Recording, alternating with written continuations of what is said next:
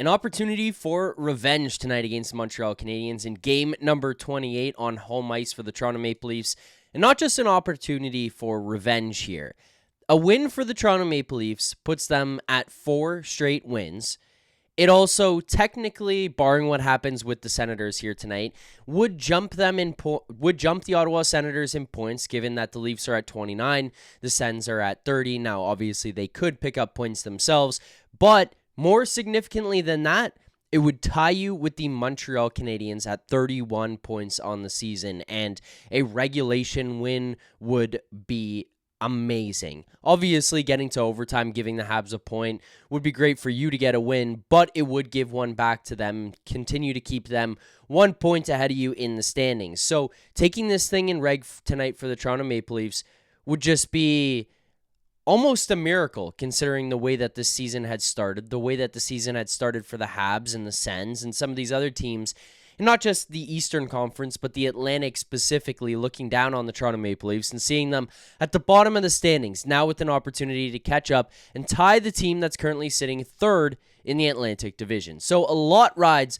on this game tonight for the Toronto Maple Leafs, and I think a lot rides on this one from a standings point of view as well as a fan point of view. So it will be an interesting one. Now, as we're about to get to the lines here tonight for tonight's game, there's one significant thing to note.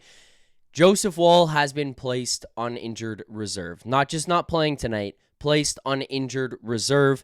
That would mean Dennis Hildeby will get the start tonight against Montreal Canadiens, and Akhtyamov has been called up from the Toronto Marlies, will be on the bench tonight, backing up Dennis Hildeby. So that is your big news of the day. Still no updates on Anthony Stolarz. Nothing really definitive about Woll other than the fact that he's on IR. So both of your starting goalies are not even with the team here right now, and this thing will turn to Hildeby and Akhtyamov. As for the rest of the lines that you've got tonight, no real changes from 1 to 4. Max Domi, Matthew Knies, and Auston Matthews remain together. I thought that they were fine the other night against Carolina. Matthew Knies was awesome. Auston Matthews had some flashes. Max Domi made a good pass or two, but in terms of putting together a full 60, I think these guys still have more to offer you. Your second line, this is the only line I really have too much to say about here in this one.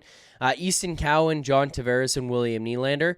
They weren't like a detriment to the team the other night, but it was the first game that I really saw like a stumble from Easton Cowan.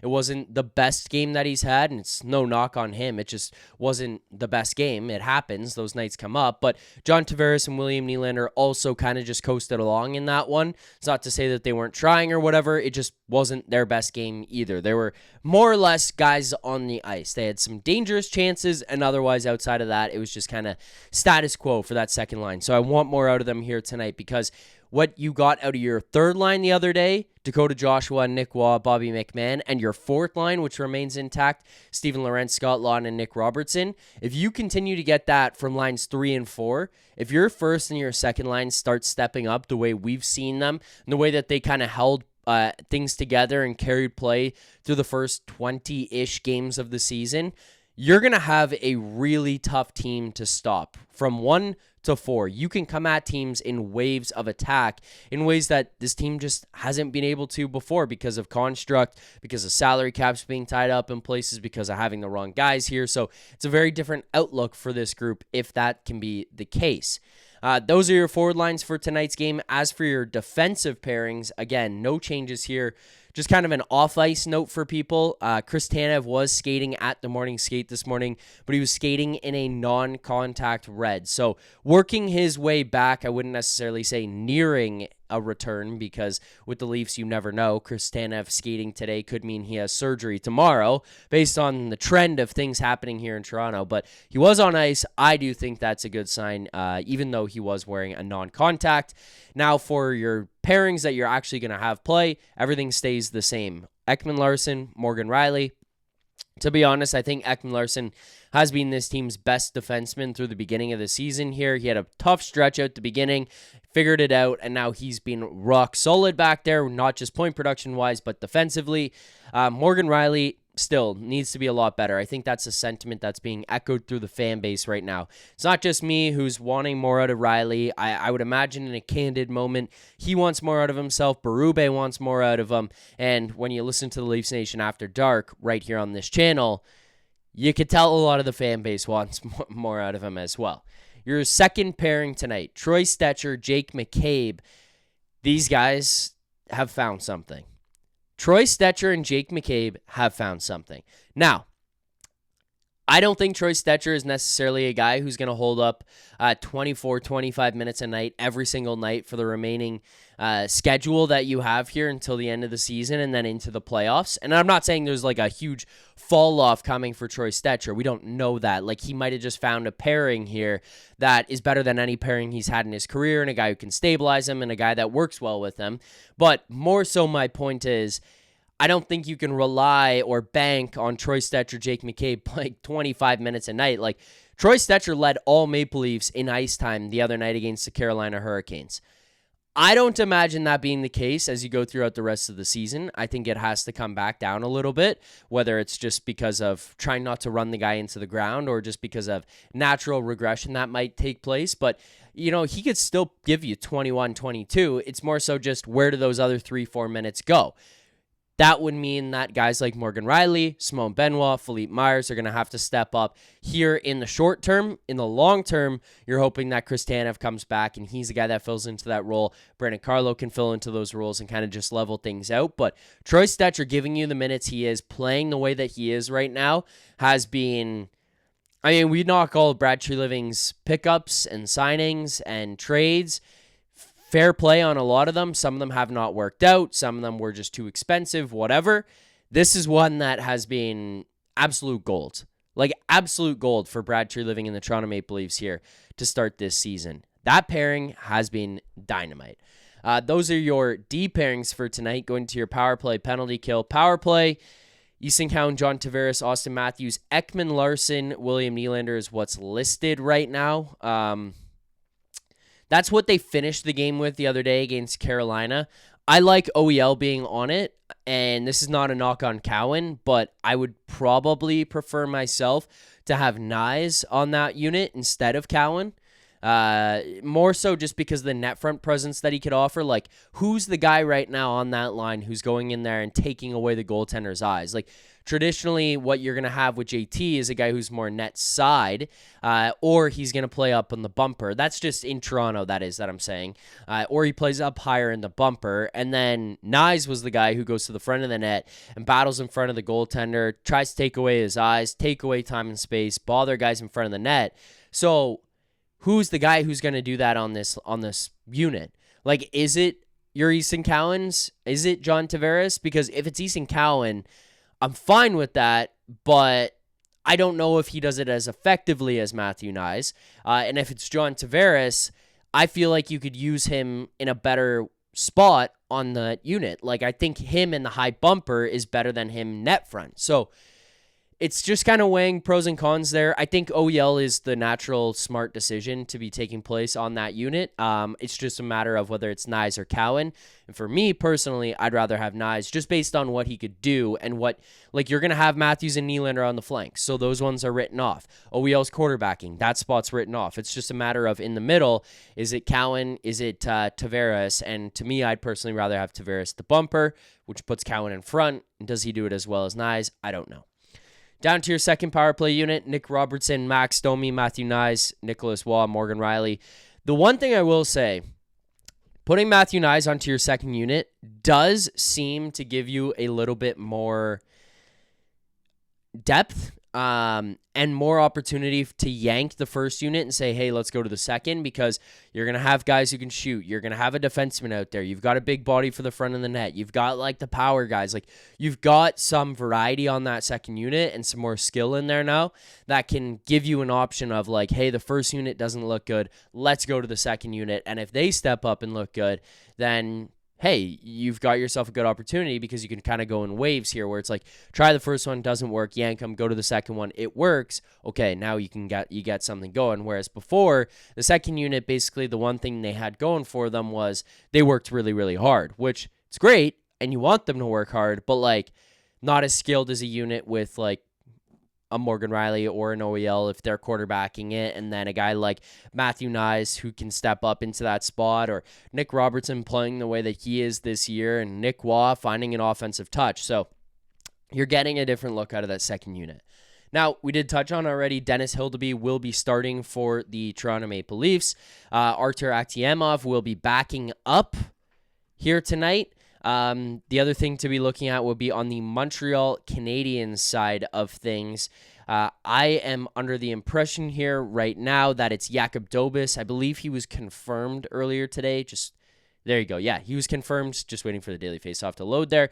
Jakub Dobeš, confirmed on the other side for the Montreal Canadiens in this one tonight. Let's now get to our best bet segment presented by Bet365. Whatever your bet is, it's never ordinary at Bet365. Use code NATION, that's N-A-T-I-O-N, code NATION, N-A-T-I-O-N at Bet365. Must be 19 or older, Ontario only. Please play responsibly. If you or someone you know has a gambling problem, visit connexontario.ca. Best bet segment has been a tough one this year. We have lost 16 straight. 16 straight is hard to do. Last year we profited, I believe it was $1,100, which is just over 10 units profited on the season. We started this year off on a strong note. We were up over 3 units, and now we have swung the other way. We are down 3.4 units at this point in the year, a negative 18% ROI. We are down 10, 30, and 1 record. It's been an absolute struggle here on the pregame show. I think part of it had to do with the unpredictability of this team and the lack of fight on a given night made it a little bit difficult to get involved in, but we do have an opportunity now with these guys heating up to start to try to heat up ourselves. So heading on over to Bet365, taking a look first and foremost, Montreal plus 115, the Maple Leafs favored in this one, minus 135. Now, you don't have to look that far back. It's just Thursday night, the Maple Leafs were plus 175 against the Carolina Hurricanes. And now after 3 straight wins and starting to play hockey the right way and getting themselves back into some type of playoff contention, the Toronto Maple Leafs are favored tonight against the Montreal Canadiens. Total in this one is 6.5, minus 115 to the over, minus 105 to the under in this. Jumping over to the player prop section where we have our best bet tonight. We only got one. We're keeping it simple. William Nylander, anytime goal, plus 155. $50 on this one will profit you $77.50. So you're going to get a positive return back on that one, but it's a half unit on Nylander, anytime goal. Look, a little bit of it is the do factor. A little bit of it is I feel like you're going to get this guy a little bit more rested now. They were on the road. He was sick.